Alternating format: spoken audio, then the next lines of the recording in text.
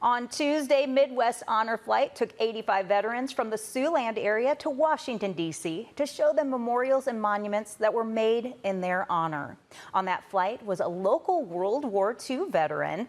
Leo Thornton of North Sioux City fought in World War II in the Navy starting in 1943. He is now 96 years old, one of the young ones who went to war. He got the nickname Tiger during his early days, known for doing everything in fast fashion.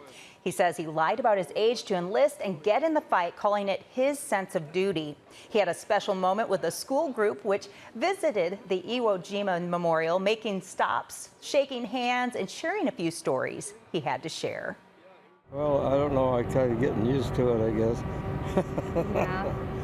So anyway, it was a big surprise today. What I did was very necessary, and it was a turning point of the war. It was because we did win the war.